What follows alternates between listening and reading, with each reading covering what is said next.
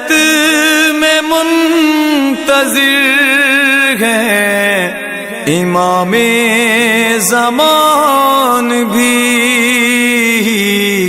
ہم کب گھروں کو چھوڑ کے مقتل سجائیں گے۔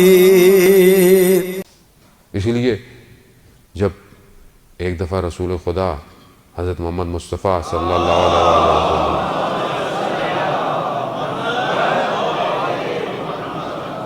جب اپنی بیٹی کے گھر آئے تو دیکھا بیٹی بڑی پریشان ہے، حضرت سیدہ پریشان ہے۔ کہا بیٹی کیوں پریشان ہو؟ کہا بابا مجھے قیامت کے منظر نے پریشان کیا ہوا ہے کہ جب سب عریاں ہوں گے، لباس نہیں ہوں گے، مجھے اس وقت نے بہت پریشان کیا ہوا ہے۔ تو ایسے میں روایت میں ہے کہ حضرت جبرائیل آئے اور کہا رسول خدا کو کہ فاطمہ سے کہیے کہ ہم ان کے چاہنے والوں کو نور کے حلیوں کے اندر وجود دیں گے، جس نور میں وہ قیامت میں راستوں کو طے کریں گے۔ عزیزان محترم، یہ ہمارا کمال نہیں ہے، یہ اس در کا کمال ہے کہ بی بی کی ناراضگی کو پروردگار بھی نہیں برداشت کر رہا۔ نہ جانے اس وقت امت نے کیسے ناراض کر دیا بی بی کو۔ اللہ اکبر۔ عزیزان محترم، حدیث آگے بڑھی تو حضرت موسیٰ کہنے لگے پروردگار پھر میں کیا کروں؟ خود ہی میری رہنمائی کر، یہ سب تو ہے تو تیرے لیے کیا کروں میں؟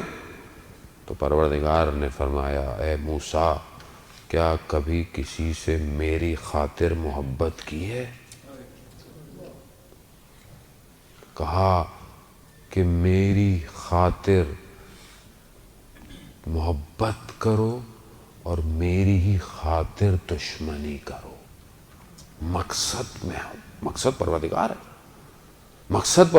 ہے، یعنی اگر کسی سے محبت کر رہے ہیں تو کیوں کر رہے ہیں؟ پروردگار تیری خاطر۔ مولا متقیان نے اپنے 2 فرزندوں کو کہا کہ بیٹا میں تم دونوں سے بہت محبت کرتا ہوں۔ کہا بابا آپ ہم سے محبت، خدا سے محبت؟ کہا نہیں بیٹا، اسی محبت کے طول میں تمہاری محبتیں ہیں، اسی محبت کی خاطر تمہاری محبتیں ہیں۔ آپ اپنی اولاد سے محبت کرتے ہیں کیوں؟ پروردگار تیری خاطر۔ میری بہنیں، میری مائیں اگر گھر میں کام کر رہی ہیں، اپنے شوہر کا، اپنے ماں باپ کی خدمت کر رہی ہیں، کس لیے؟ کہیں پروردگار تیری خاطر کر رہی ہوں۔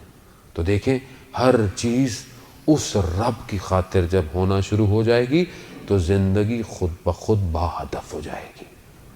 یہ ہے مانوی ہجرت کہ سب کچھ تیرے لیے ہے، کسی کے لیے نہیں۔ اور ایک عارف بہت بڑے عرفان نظری پہ تھے، ان کو اس وقت کے دور کے حاکم نے اصفہان سے بلا لیا اور مدرسہ کھول دیا۔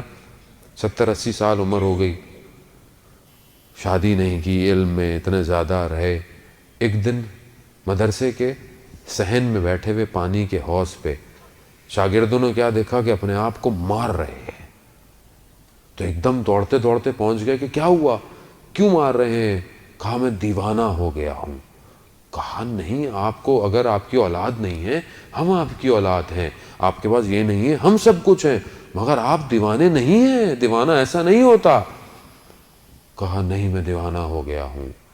کہا میں نے ابھی یہ بیٹھ کے سوچا کہ کون سی چیز ہے جس کی میرے دل میں محبت ہے، تو میں نے دیکھا نہ مجھے شہرت سے محبت تھی، نہ مجھے شہرت سے محبت ہے، نہ مجھے مال و دولت سے محبت تھی، نہ میری اولاد نے مجھے کسی اور چیز سے محبت تھی۔ تو میں نے دیکھا کہ مجھے تو کسی چیز سے محبت نہیں۔ تو مجھے اچانک سے میرے دل سے آئی کہ تمہارے پاس چند کتابیں ایسی ہیں کہ اگر کوئی ان کو ہاتھ لگا لے تو میں ناراض ہو جاتا ہوں۔ 80 سال کہہ رہا ہے میرے گزر گئے، میں دیوانہ نہیں تو اور کیا ہوں کہ جو چند کتابوں کی محبت پہ اس محبت کو۔ میرے آپ کے دل میں بھی ایسے ہی عزیزان محترم، بعض اوقات چھوٹی چھوٹی چیزوں سے کتنی ایک کامن مثال ہے ہمارے گھر کے اندر. بچے سے کوئی گلاس ٹوٹ جاتا ہے, کتنا ہم واویلا کر دیتے ہیں اس کو, کتنا ہم اس کو سرزنش کرنا شروع کر دیتے ہیں. یہ کیا کیا تم نے, تمہیں پتا نہیں تھا, یہ سیٹ کیسا تھا, موبائل ذرا سا بچے نے یوں پھینک دیا. کیا کرتے ہیں ہم؟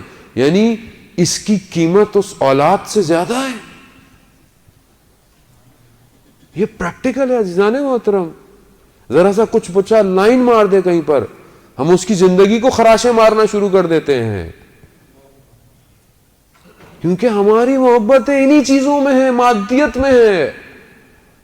ہمیں نہیں ہو پائی آج تک پروردگار سے محبت اپنے.